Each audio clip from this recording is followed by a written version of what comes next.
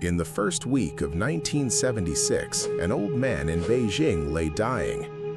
Nobody outside a small circle knew it yet, but somewhere deep down, all of China could feel it, the way you feel a storm before the sky even changes color. Nobody said it out loud, but everyone was waiting for something to end and waiting for something else to begin.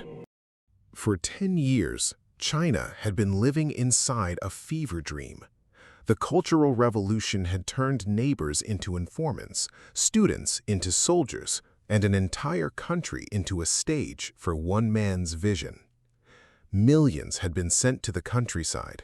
Families had been torn apart over a single wrong word. And by 1976, most people weren't dreaming of revolution anymore. They were just tired. Tired of hunger, tired of fear, tired of pretending to believe in something that had stopped feeding them a long time ago.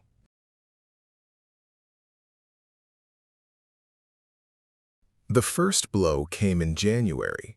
Premier Zhou Enlai, the quiet, steady hand many Chinese citizens had trusted more than anyone else in power, died of cancer. And something unusual happened. People grieved, not because they were told to, but because they wanted to. Thousands gathered in Tiananmen Square that spring, laying white flowers, reading poems, whispering feelings they'd never dared say aloud. For a moment, ordinary grief became something dangerous. A crowd of people mourning was also a crowd of people questioning, and the government noticed.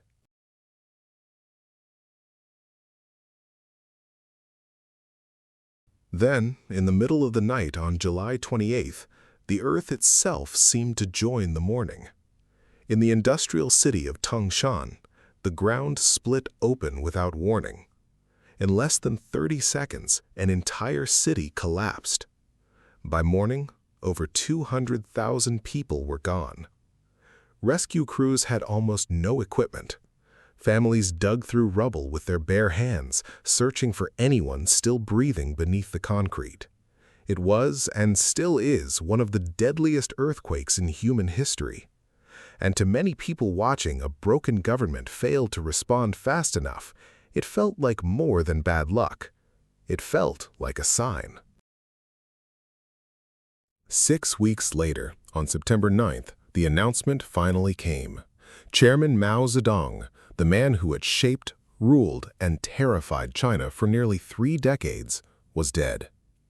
Loudspeakers across the country broadcast the news in the same flat, official tone used for everything. But the silence that followed wasn't flat at all. Some people wept in the streets, genuinely heartbroken.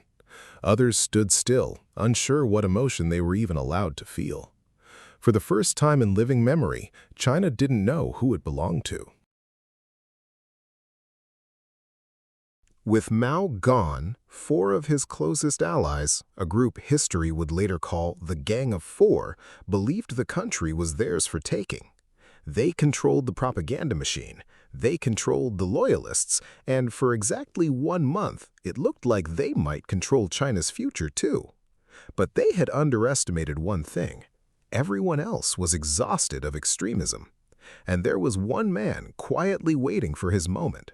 A man Mao himself had pushed aside more than once.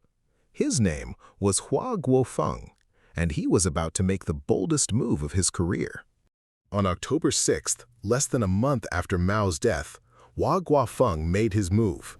In a single coordinated night, the Gang of Four were arrested, quietly, quickly, without a single shot, celebrated like a war had ended, because in a way, it had.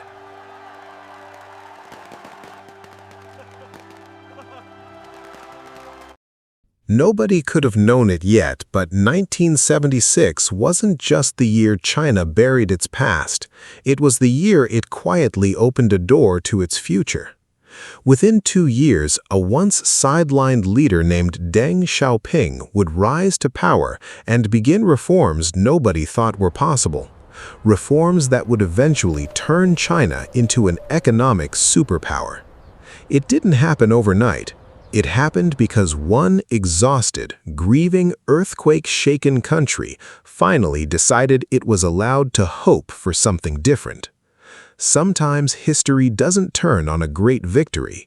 Sometimes it turns in the space between an old world ending and nobody yet knowing what comes next.